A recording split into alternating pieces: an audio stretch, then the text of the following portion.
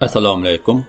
Anglayotganinglar Qashqar Uyg'ur nashriyati 2003 yili 11 oyda birinchi qatim nashr qilgan tarixiy roman Qonliq edir. Avtori Muhammad Osman. 4-bob. Qarang'u kunlar. Zindon koridoridagi varanchurung besiqdi. Oyoq tivishi barbara aziyib, yiroqlashishga boshladi. Mahbuslarning voqea-voqealari to'xtadi. Oshpazlar va nazoratchilar Gündəxanadan ayrıldı. So'roqxonadan yangila chiqqan mahbuslarning vaysab zararlanishlarını hisobga olmaganda jimjitlik hukm surmoqda edi. Heliqi badbashira odam bilan bir kamerda qolgan to'xtamay ingraydi. To'xtining yinidagi mahbus bu dod faryodlarga taqat qila olmadi bo'lg'ay, beshini yo'lidi. U o'z-o'ziga: "Xap, to'xtab turish. Mushu kunlarga o'zlarini giribtar qilmaydigan bo'lsam", deydi. Ko'zlaridan xuddi yaralangan sherninkidek o't chaqnab turadi. Amaliyotda bu istibdod Qing sulolasi hokimiyatining qo'l chumoqlari bo'lgan yerlik feodal amaldorlarning dahshatlik zulmiga qarshi uchqundan paydo bo'lgan yong'in edi. Changa saqolliq, qoshlari qo'yuq, o'ttir bo'y, bug'doy o'ng, turqi qo'rqinchli ko'rinadigan bu odam mushu kamerda 3 yildan beri yetyotadi. Mana amdila bir hamrohga erishgan edi. Bu yigit bilan bir kamerda yetish oromlik elib kelmay, aksicha nurg'un avorchiliklarga duchor qilishini u nadim bilsin. Yigitning jarohatlari tortayotgan azoblaridan jamiyatda hukm surayotgan zulmning haddisiz ekanligi bilinib turadi. U ichida zindondan tinch amon chiqsam ezilgan fuqarolarni o'yg'itaman, zolimlarning qilmishlarini oshkorlayman, hapsida o'lganlarning begunoh yetayotganlarning intiqomini ilib xalqning ko'ngildagidek bir hukumatni tiklayman. Bizni so'lg'an zindonga zolimlarning o'zlarini so'lab azobning ta'mini obdan bir tetitib qo'yaman, deydi. Mahbus bir kamda to'xtining beshiga o'zining takiyini qo'yib berdi. Andın kamerdagi paxal palanglarni terishtirib, silinjasini qilinlatdi. Andın to'xtini cho'mkivatgandan keyin aytdi: "Ha, inim, jiroating sal aram beryotamdi. Alingga ichinaman. Yeni bo'lg'in. Jiroatingga qarab baqay. Har nim bo'lsa qonlari to'xtab, xili qetishibdi. Men yangi kirgandimmo bir oygacha o'rnimdan tura olmagan. Amal qancha? Chidig'in, bardoshlik ber. Odam balasining beshiga bir to'shikdan chiqib, yana bir to'shikka kirguncha ne ishlar keladi. Bilamsan, jamiyatda bizdan mo ig'ir kun tortayotganlar oz emas. Ular qatmuqat zulm dastidan, yashashdan to'yib o'zlariga o'lim tilamoqda. Mening beshimdan nurg'un issiq sovuqlar o'tgan, chidamaslik qilib, esilib o'lib olganlarni ko'rganman. Bundaq o'lim abadiy yuzi qora ketadigan nafratlik o'lim, albatta. İman, ishonchdan ayrilgan odamlarla shunda qiladi. Yashash degan umid egalariga mansub. Umidsiz odam yashagan bilanmo qo'lidan hech ish kelmaydi. Bilsang, to'mirmo o'tni tavlindi. Faqat bardoshlik berganda po'latga aylanib hamma ishga yaraydi. Odammi shundoq, yomon kunlar uni tavlaydi. To'mir qancha uzoq tavlansa, shuncha saplashganidek, odammo qanchalik qiyin qistoqlarga duch kelsa, irodasi shuncha mustahkamlanib, ustidagi besimni og'dirib tashlashga bosh qotiradi. Biroq bu bir ishki odamning qo'lidan kelmaydi. Balki ezilgan mazlum xalq bir niyatda qo'zg'alishi kerak. Qo'zg'algan xalqqa jahonning butun ochiq chuchukini tetitib, beshidan ko'p issiq sovuqni o'tkazgan yo'lboshchi, yetakchilar bo'lmasa bo'lmaydi. Yiroqni ko'rar yo'lboshchilar el jamoatni ittifoqlashtirib, o'zining do'st dushmanlarini, zulm manbalarini ko'rsatib bergandila, erkinlik yo'lida kurashga otlanib, zulmatni og'dirg'ili bo'ladi. Birlashgan kuch shundoq tangdoshsizki, u go'yo dahshatlik gulxonga va tug'onsiz kalkunga o'xshaydi. U oldiga uchirganni ko'ydirib, kulini ko'k so'raydi. Lava latqalarning hammasini supurib tashlaydi. Agar bundaq zo'r kuch foydali tarafga yetaklansa, muzlag'anga illiqlik, tashnalarga usuzlik bo'la oladi. Buningga faqat qo'rqmas, batur, shaxsiyatsiz yo'lboshchi kerak bo'ladi. Yo'lboshchi degan mana mushundaq azob o'chqida tovulinib chiqidi. Rayonga boqmay ko'p so'zlab ketdim. Bu kamgacha gap qilg'uchimi, anglag'uchimi o'zim edim. Mana endi sen kelding. Yishim ancha cho'ng bo'lmasmi, ko'p ishlarni ko'rganman. Chet davlatlardan nurg'un joylarga bordim. Ammo bizdek bozak, nodon odamlarni uchratmadim. Bizdan boshqalarning hammasi o'z erki bilan odamdek yashash uchun intiladi ekan. Bizchu Xo'jam, Axun, Ashraf deganlarning og'zi qaraymiz. Bizga xiyoliy jannatni ko'rsatib qo'yib, o'zlari aldamchilik va qoqti-so'qti qilib yursimi karimiz yo'q. Hammasiga shukr deymiz. Azguchi aldamchilarning ruhiy kishilariga chirmalg'inimizni uqmay, bu olamda jafo tortsak, u olamda rohat ko'radiganmiz deb osmondagi g'aznon sho'rpisiga nonchilab, ig'iz tatliq qilib o'tyapmiz. U o'z-o'ziga so'zlayotgandek his qilib, birdilla jimib qoldi. Birdamlik sukutdan keyin To'xtining ko'zlari ochiq holda un-tinsiz yotganligini ko'rib, so'zini yana davomlashtirdi. Anglayotibsan-da, ukam. Ismi nimati? Unutib qoldim. To'xti. Ha, To'xti, quloq sol. Hikoyam azobingga oz to'la aromlik, ruhingga umid baxsh etib qolsa ajab emas. Sen o'qiganmi? Az to'la xo'jayinning uyda turib o'rganib olgan. Xo'jayini savodliqmidi? Muallim bo'lgan ekan.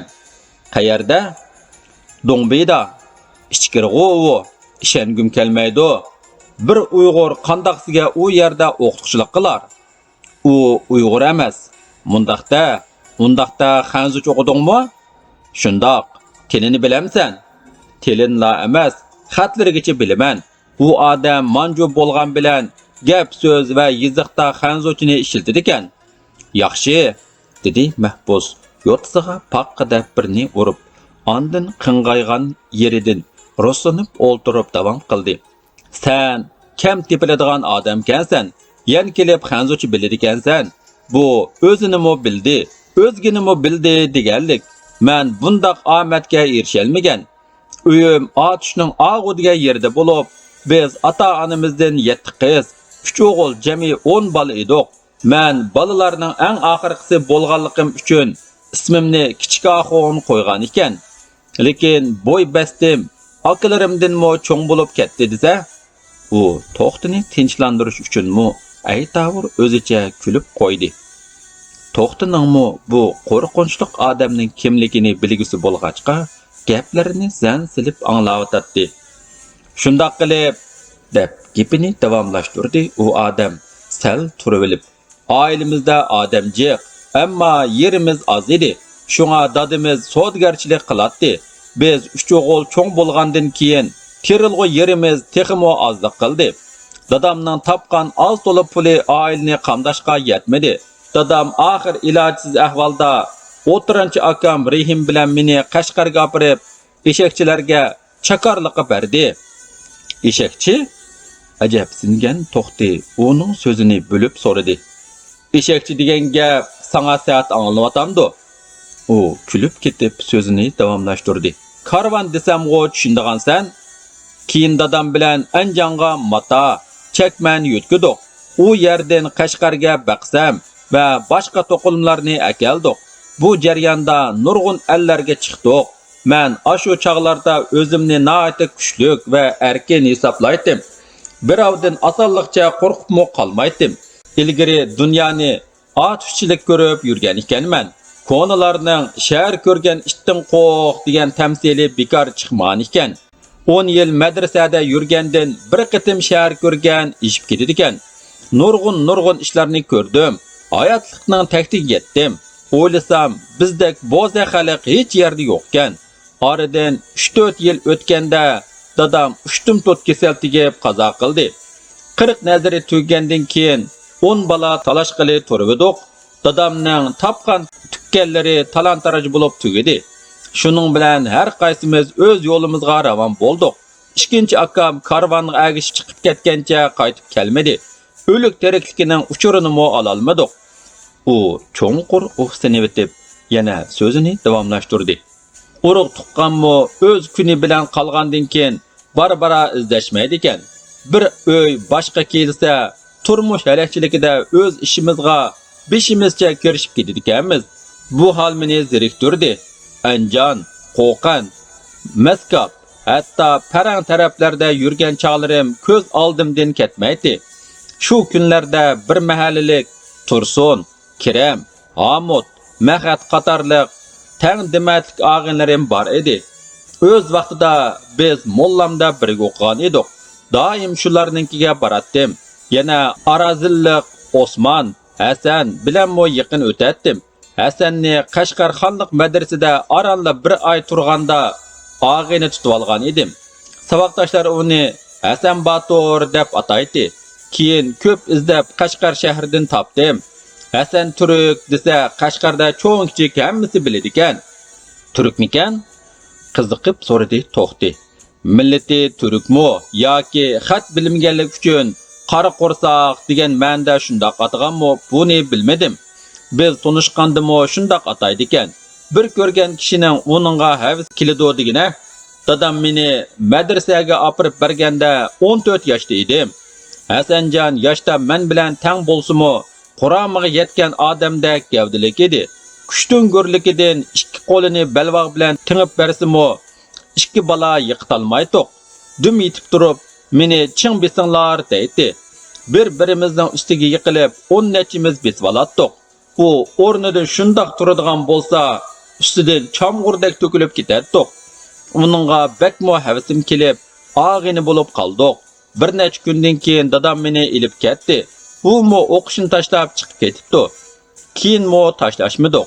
Anglasam Qashqarda shundoq tonilib ketibdi-ki, Hasan Turk desa tonimaydigan odam, cho'chimaydigan lukchak nochlar yo'qkan. Men ana shu og'inlarim bilan izlashib, ish pushuqimni chiqarib yurdim. Ular mo pat izlab kelib turadi. Natijada bizning mahalladagi yoshlarmo ular bilan tanishib ketdi. Birodarlar yig'ilganda mashrab qildigan bo'ldik. Buningdan 3 yil ilgari mushundaq qish fasli edi. Tunji qor bir tarafdan yog'sa, bir tarafdan erib turadi. Qashqardan Hasan Turk o'zi dematlik yigitlardan bir nechin boshlab chiqibdi. Xushalliqimda mahalliy yoshlarga xabar qilib edim. Hammasi keldi. Mashrabni boshlavatdik. Bu kun o'ltirib zavoldan o'tgan chog' edi. Mahalla ko'ydagi ayol, qulum qo'shna, yaqin yo'riqlar taraf-tarafdan bu yerga oqdi. Nag'ma boshlanib, usul amdi qizivatganda mehmon keldi degan ovoz qulqimga kirdi. Oldirab taloq chiqsam, eshik tubida bir muncha odam turibdi. Assalomu alaykum deb qo'limni shundoq sunishimg'ila birsi kappada tutdi. Yana bir nechasi atrofimga chivindak yopishdi-da, og'zimga bir narsani keplab qo'yib, qo'limni qayrib bog'lab, beshimga tag'arni kiydirib, otga ortib ilib mandi. Bu nima odamlar? Nimish shundoq qiladi? Zodila o'ylab yetolmadim. Bularning hammasi otliq bo'lib, 2-3 chaqirim yo'l yurgandan keyin tarqab faqat 2-3 odamlar qolganini otlarning mang'andagi oyoq tevishidan bildim. His qilishimcha, nihoyat uzoq mandiq. Atrof shundoq jimjit edi. Qaysi yoqdandir tulkining qavashlari anglandi. Tun shundoq uzoq davomlashdiki, mangu tong otmaydigandek bilindi. Bir kamda itning qavagan ovozi, odamlarning kusurlashlari qulqimga kirdi. Men ortilgan ot to'xtab, ikkisi meni otning ustidan olg'inicha bir uyga kirib eshikni qulfladi. Oradan texi necha minut o'tmayla yana ko'tirib ochiqib, harvoq tashlab ilib mandi. Beshimga tar kiydiriklik bo'lib, ustimga kigiz yepilgan edi. Cho'l yerga kelganda harvadan tushirib, siydirdi. Oz-to'la yemaklik berdi. Harva 4 nafar otliq qo'riqchining muhofazatida yo'lni davom qiladi. Mushundaq mengib, oxir mush yerga akilishdi. Qora darvozaning ichiga kirganda beshimlik tag'arni ilib, bog'loqdan bo'shatdi. Ondan bu kamerga solab qo'ydi. Bir haftagacha gap so'zsiz yotdim.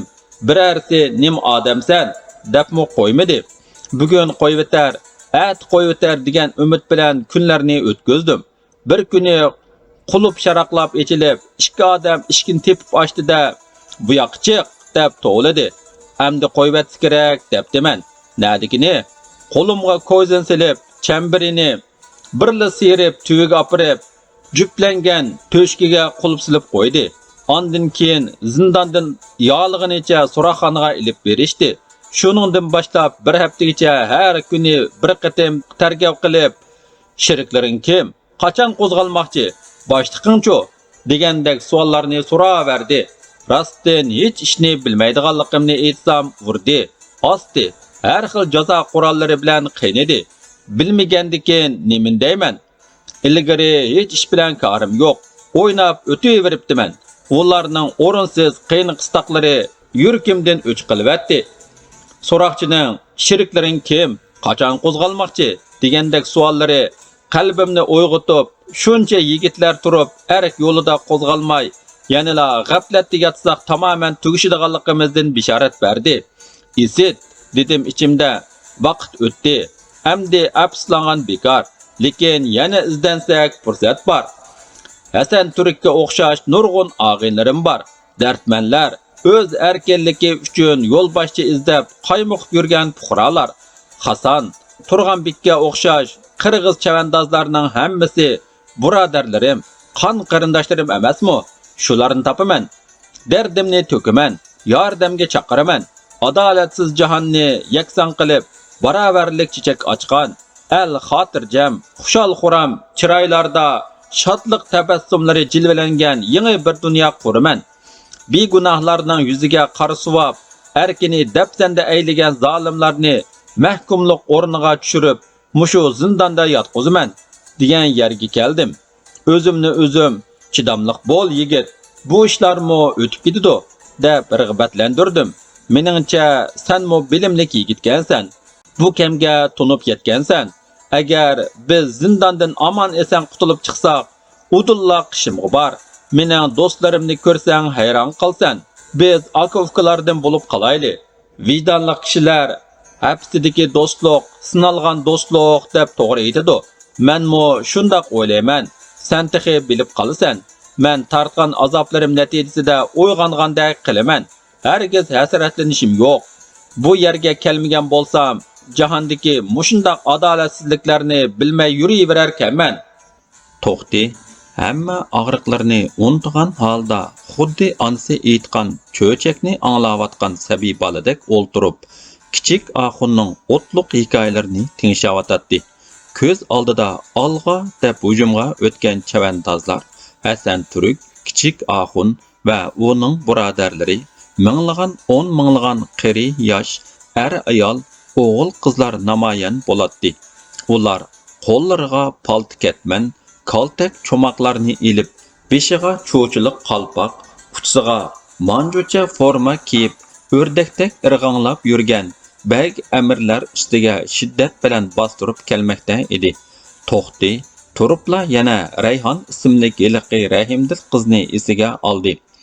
Agar ashundoq kunlar kelib qolsa, u qaysi tarafda turar degan xiyol lipla qilib kallasidan o'tganda, uni yana bir ko'rsam edi deganni ko'ngildan kechirdi-yu, yana orqadilla, yo'q, mendak bir to'yliqi yo'q Namratqa uningdek sohib jamol qandoq munisib bo'lsin. Ammo dilining yumshoqligi sunuq ko'nglimga umid baxsh etdi. Menga shu kamgacha hech kim uningchilik mehribonlik qilib boqmagan. Shuncha go'zalligiga qarmay, nima degan rahimdil, nima degan samimiy, u yana kelmoqchi degandek murakkab o'y xiyollar ilgida nimjon qushdek tipirladi. Umid chirg'i bir o'chib, bir yenib, ezilgan dilini andishiga silvatadi. To'xti, kichik Axunning umidvorlikqa to'lgan so'zlarini anglagan siri ajoyib bir baturga uchrashgandek bo'lib, hamrohining dastlabki yerginishlik obrazi birdilla yorqinlashdi. Turayotgan o'rni sesiq kamera emas, balki darsxona, maktab, go'yoki harbiy gazarma yoki qo'mondonlik shtabidek bilinib ketdi. O'zini bo'lsa buyruq anglayotgan jangchidek sezdi. Gap qilmaysan-g'o yigit. Shundoq qilsak bo'lmamdikan? Kichik Axun jimliqni buzib so'radi. Bakmo xo'sh qilvatdingiz aka. Biroq to'xti, gapning oxirini bo'g'ziga yutib o'tib, kichik Axunga qaradi. Nimaga? Gapni qilmoq oson, ishni qilmoq tasda. Agar deginingizdak kunlar keldigan bo'lsa, ikkinchi Hasan Turkni ko'ratdingiz. Bu yerdan hayotla chiqalsam, uni bir ko'rgim bor. Shu tapda ko'rmay turibmi hurmat bildirgim kelyapti. Yaxshi kunning yomoni kelganda o'limdan qo'rqadiganlardan emasman. Uning ustiga tarchadigan hech kimim yo'q. Lekin mudish tutqunlikdan aman esan qutulishning o'zi Xudoning taqdiriga bog'liq bo'lib qoldi. Shundaqdimi so'zlaringizni anglab dilim yorib ketdi. Umidvor bo'l, jazman chiqib ketsan. Yo'lingni mangadigan kuchli shafaatching turgan yerda nimadan g'am qilasan? Lekin mening qutulmoqim oson emas. Nadikini doppam tushsa Xudoning zeminiga tushdi. O'lsam ko'z yeshi qilg'udak odamim yo'q. Qari yetim tursam, qandoq shafaatchim bo'lsin? O'lganda emas, hozirda yig'layotgan heliq qizni unutib qoldingmi? Nadikini chaqchaq qilmang. To'xti, nola faryodning o'rniga bir qitim kuldi. Ko'ngli vallada yo'rgandek bo'ldi. U kichik Axunning heliqi qiz to'g'risida tizrak yangi uchur berishini taqazzoliq bilan kutgandek qiladi. Ahmoq, dedi kichik Axun. Sening o'qiganlaring ne ketdi? Mal egisin doğrimiz haram deb, o'tir yoshdan oshqandimi muhabbatni tushunmaydigan. Qizlar bishorat berib, yopishib olsimi, tishini ko'lab, tamoq qalduqini purkib turib, o'rdaklaringiz qancha deb so'raydigan haq ustozini do'rabsan-da. Chaqchaq qilmadim. Qizning atiganki ahvolini so'zlab bersam, hech kim o ishonmas balkim. Sen texi kichikkansan. Men diqqat qildim. U bekor kirmidi. Bu qiz bola kirdigan yer emas. Ehtimol uningmi oson tushmagandi. Ko'zlaridan bir narsani sezmidingmi? Uning ko'zidan bir xil muhabbat nafrat o'tlari cho'g'dak ayon bo'lyapti. Bir g'ayri uchun hech kimga parvo qilmay ko'z yosh qilish osonmi? Ehtimol o'chinish holimga ich og'irtqandi. Mushunda holga tushib qolgan yolg'iz menla deydigan o'xshamamsan? Bilib qo'y, bu Afridun Vangning xonliq zindoni. Sen bizdek odamlardan kuniga net kirib turadigan joy. Hammasini urush qiynoqlar bilan qarshi oladi. Boshqalarga nima uchun hech kim ich og'irtmaydi? Bu yerda biror sir yo'qmidi? Zindon begimi sal yumshab qolgandek qiladi. Mening sendan xabar elishimni topilayotdi. Ashu qiz yana kelsa yaxshi bo'ladi. Ko'nglimda bizni qutuldirib oldigandekla umid tug'ilyotdi degina. Kichik Axunning o'ynashib emas, balki jiddiy ahvolda aytgan so'zlari To'xtini o'ylantirib qo'ydi. Uning deganlari rostdek qiladi. "Ha, rost", dedi kichik Axun. "Bug'doyning banisida qarmoq suv ichibdi deb, sening sababing bilan menmo och qolmaydigan bo'ldim." U oyoqdagi bir parcha go'sht besilgan poloni ima qildi. Esil g'izo yeyishini kutib turibdi. Bu yerga kirgandan buyanqi 3 yil ichida mana bugun tunji qitim polo bilan go'shtga eg'iz tegishim. Senmo zo'rlab yegin. So'roqxonadagi qiynoq zarbidan To'xtining tishlarimi bo'shab ketgan edi. Oshdan ozroq yeb qolganini kichik Axunga berdi. Shunda qilib, kichik Axunning umidvorlikqa to'lgan gaplari To'xtini keyingi kunlar to'g'risida tafakkur dengizda uzdirib, har tarafga g'ulach attirdi. Lekin turibla ancha ishongusi kelmasimi, qizning muloyim qarashlari, va'dalari umidlantirmoqda edi. Ular shundoq umidlik paranglar bilan ko'ngillarni avundirib, tong atay deganda uxlab qoldi. Uyg'onganda zindon qarovulari va nazoratchilar kamerlarni bir-birlab ichib, mahbuslarga odatdagidek kichikkina zag'ir bilan bir cho'mishdan qaynoq suv tarqitib beryotdi. Navbat To'xtining kameraga kelganda Gundipay bir yog'liqqa o'ralgan bug'doy nini bilan qog'oz bo'loqni berib, "Buni kirgizdi. Qon teparni issa tayoq zarbisini pasaytadi ekan. Kuniga 3 vaqt ichiladi ekan. Choy tugisa eshikni ursang bo'ladi", deb topilib, eshikni taqatdi. Bu odam Sulaxonning xodimi Rustam edi. Kutmaganda bu sovg'a kichik Axunning farzini tasdiqlagandek To'xtini hayron qoldirdi. Kichik Axun kulib kinoya qildi. "Qandoq yigit, men demadimmi? Amdigo ishongansan? Mana bu sen biz uchun yaxshilikning bishorati.